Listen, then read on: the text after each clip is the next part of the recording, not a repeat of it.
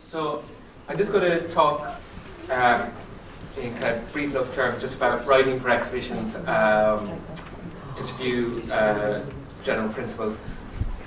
I was going to start off with a quote from Mark Twain. It's quite a famous quote where he said, I was going to write you a short letter, but I didn't have time, so I wrote a long letter as well.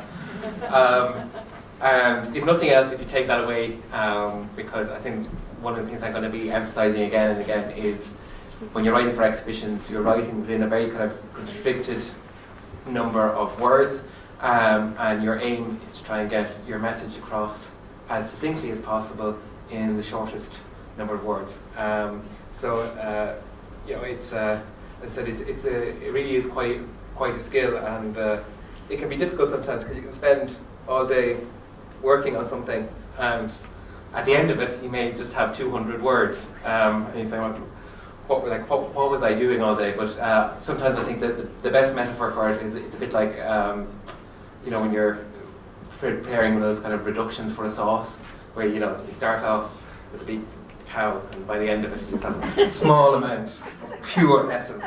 So that's what you're kind of going for. But first of all, I think what you should start thinking about when you're writing for an exhibition is who you're not writing for, and the person you're not writing for. And I've been to exhibitions where it was very clear that the person who was doing the exhibition was writing for their professor in university. I was, a few years ago, in Lisbon in the Archaeological Museum, and I went to the first text panel, and in the first paragraph there was a reference to the cultural theories of the philosopher called Levi-Strauss, and I thought, well, this is not the text panel for me. And they got into great trouble. They translated it into English as well. I don't know if it was as boring in Portuguese as it was in English, but clearly, somebody had taken a chunk of their PhD and thought, well, what if Professor such and such drops by? And I said, maybe you could just do an exhibition for him, and remember that the rest was, I was on my holidays. I was out on my holidays. I was going for lunch later. French abstract philosophical thought was not on my agenda that day. I just wanted to see some pretty interesting old things and learn a little bit about Portugal. But leaving aside the poor misguided PhD graduate, you can also find exhibitions where it's a specialist, somebody who's an expert on a particular area of industrial history or a particular area of art, or was a huge knowledge, and they're writing for the other people in their circle. And again, that's fine if that's what your exhibition is for. But if you're writing for the public, write for the public. But at the same time, sometimes you get the opposite end of that.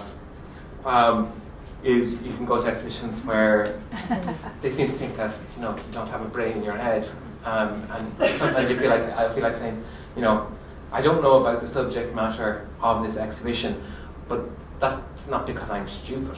It's just that I don't know about this subject matter. So there's a danger that you can go too much the opposite way, and you can get this kind of quite condescending, patronising tone. And people do a lot with kids as well. I've been to exhibitions where they have a just for kids bit, and it hits the wrong note. So as I said, I think exhibition should be a conversation where you're trying to impart, you as the person organising the exhibition is trying to impart information, but also being aware that the person that is coming to your exhibition is coming to your exhibition with all kinds of different experiences and knowledges, and that as I said, it has to be maybe a conversation between equals. So just as I said, a few basic principles. Clear, concise and straightforward language, which sounds straightforward but isn't a lot of the time. I put this in as well. Don't turn up the opportunity to use a full stop. I'm a big fan of the full stop. Particularly for exhibitions, if your sentence is turning into a paragraph, you're in trouble.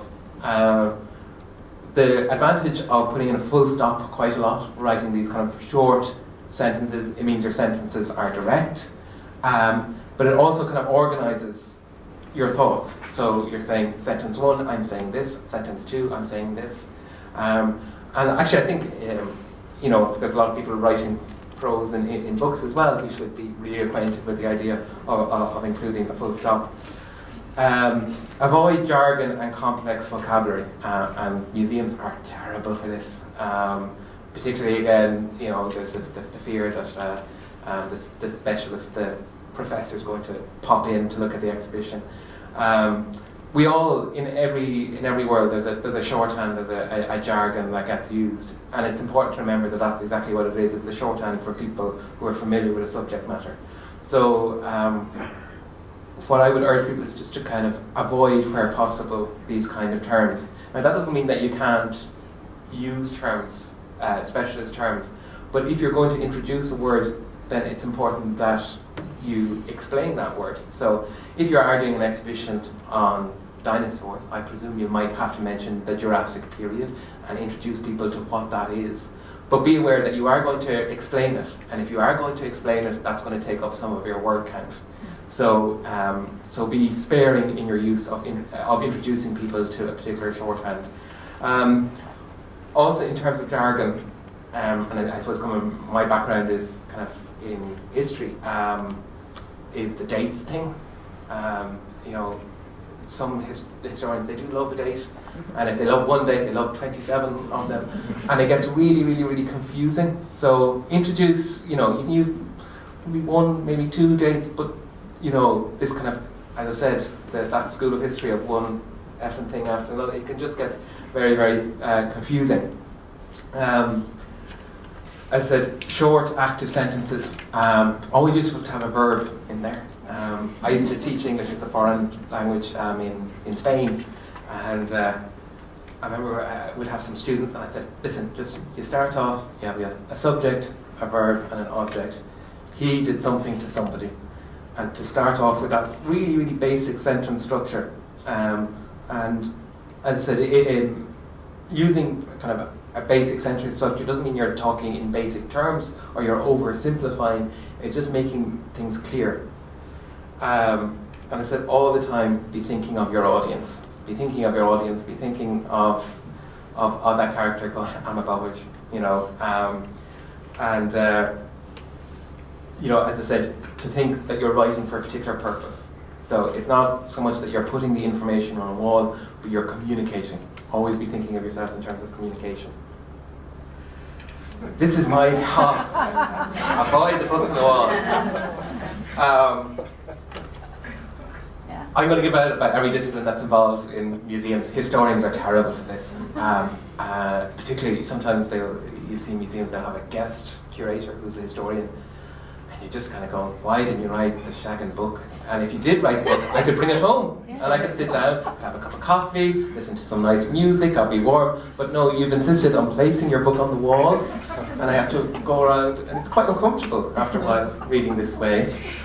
This is actually from, I mentioned earlier about that museum in Romania had some stunningly bad interpretation. So this is everything that happened in the months leading up to the execution of the Ceausescus. Now, it's kind of testament to how interesting that museum was that I actually read all this. Yes. So, but you can't really be counting on that. So, so I said, avoid the book on the wall, and remember that that's not what you're doing. And the other thing is, what's very, very useful is illustrate where you can. This isn't a great, ironically enough, this isn't a very good illustration of this. You can see here, this is from the Pearse Museum. These are some panels from pulpit from Athlone, actually, that was done by Patrick Pearse's father. And you can see there's we have our label down there, and there's a picture of the pulpit. So by putting in the picture of the pulpit, there's lots of stuff I don't have to explain. So I don't have to explain how they would have worked in the original pulpit or what their function was within the original pulpit, because the image is there. So there's a lot to be said for it. Similarly, this is the Daniel O'Connell's study in Derrynane, and we're actually I'm involved in the interpretation of this at the moment.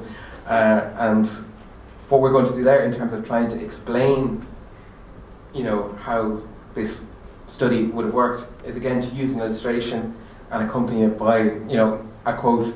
And you know, that cliche of a picture painting 1,000 words is true. The reason it's a cliche is because it is true.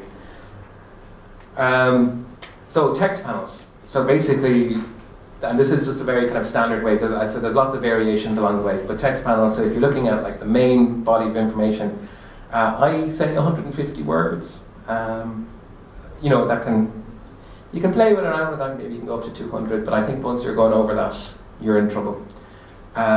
2 to 3 paragraphs at most, and I would say go for 2 if you can, because if you're doing 3, that's again, you're probably talking about too much on your text panel. And then also 2 to 3 main points. So, you know, as I said, it's very much a pared down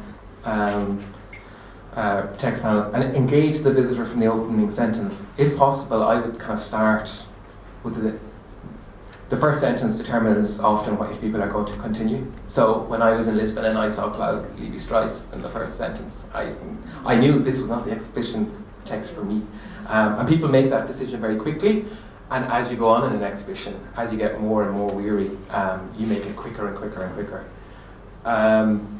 And getting back to what I was saying earlier about having an exhibition plan, the text panels should be kind of reflective of that exhibition plan. It should be reflecting what the exhibition plan was about. So if your main theme is X, it would make sense if there was a text panel which kind of reflected that.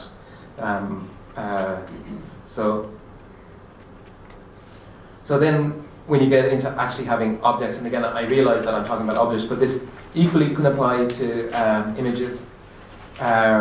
50 words, and don't be obliged to use them all. So just because you have 50 words for an object label, you don't have to use them all. Sometimes you can use none. Sometimes you don't need a label. The label is there to explain what an object is and what it means, and only include the information which is essential.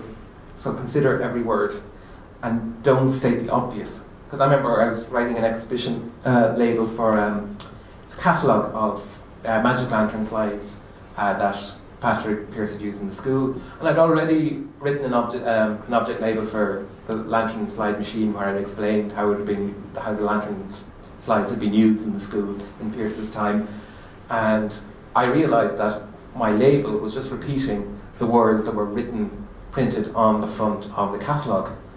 So I said, well, I don't need to restate that again. But sometimes people can get kind of caught up with the kind of conventions of things, particularly I think sometimes when it comes to art. Sometimes it's very necessary to say what something is made from, but sometimes it's just bloody obvious. If it's a wooden table, most people can tell it's a wooden table. You don't need to be told it's made from wood. And as I said, again, in terms of telling a story, if you only have 50 words, maybe it's more important to say what this object means rather than what it, where it was made or where it was manufactured. Just think about how this object, why you're including this object in the first place, how it contributes to that overall story. Enthusiasm and expertise is key, but your audience is key, and always remember who you're writing for.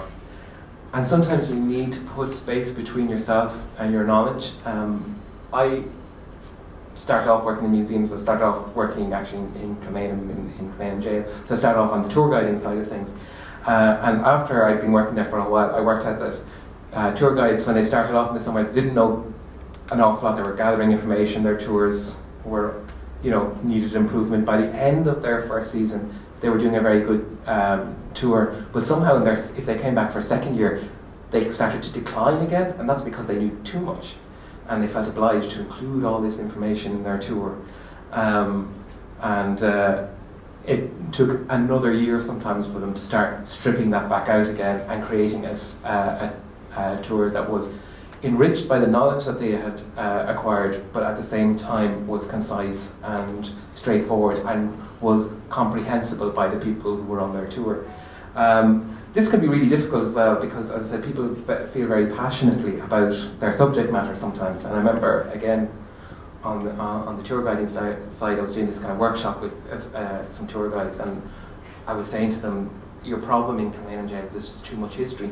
So You've got your 1798 story, your 1848 Young Irelanders, your Fenians, your 1916 Rising, your War of Independence, your Civil War, your ordinary prisoners, your convict transportation to Australia, the whole story of being a prisoner in Ireland in the 19th and early 20th century. There's just too much, and you need to focus on particular stories and cut out some of the stories as well, because it's just too much for your visitors. And I remember somebody saying, yeah, but if I do that, I won't be able to tell them about the Fenians. And I said, well, they didn't know about the Fenians when they came here, and they didn't know about the Fenians when they left, so you haven't harmed them in any way. It's not like you haven't taken anything from them. But concentrate that maybe they arrived and they didn't know about Robert Emmet, or they didn't know about Charles Stewart Parnell when they arrived, so they've taken something away. But if you just give this kind of endless deluge of information, people just get confused and it all becomes jumbled up in their head. The other thing I would say is that the expert may not be the best person to write the text, but should be part of the process. So within your group, you might have the person who knows everything about the subject matter. It might be them that is the person to write the text, and maybe they can do it, but maybe it's not them. Maybe it's somebody who's maybe less familiar but better at writing or better at communicating. And what they need to do is write and say to the expert, well, what do you think of that? Is that accurate? Have I included the really, really important things there?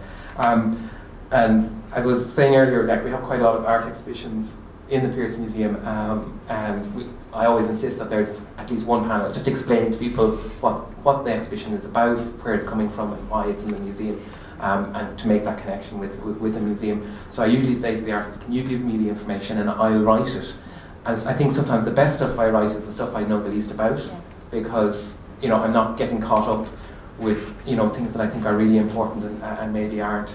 And also, if I'm giving out about historians who want to put books on the walls, artists and art historians write some of the worst museum text you're ever going to find, really full of jargon, full of kind of theoretical stuff, and always too much as well. So sometimes it's really useful. I think sometimes maybe we should, in the different sides of kind of museums and heritage, we should swap over our texts with each other and give the information to your colleague and get them to write it, or at least review it.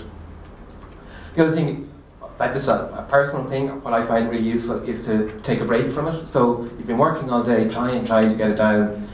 This is the Park in St. Denis. Sometimes I just go and have a bit of a walk, or sometimes I just kind of have a look at it the next day and say, actually, it suddenly becomes clear to you. I think your brain is still working or whatever, and it becomes clear. And something that you thought was essential the day before, suddenly you kind of go, actually, I could take that out, and we could still be saying the essentials. Or actually, I think this sentence would say this much better. So you really need sometimes to take a break from it. So as I leave the text aside and return to it, and edit, and then edit again. The other thing is to ask your audience. So you can do that with members of the public. That's very useful to, once you've got kind of a draft of your text, just try it out with people and, come up to people who might be visiting. Or even, if you have a kind of a tame member of the family at home, say, do you understand what I'm trying to say here? Is this clear to you? So I do that a lot.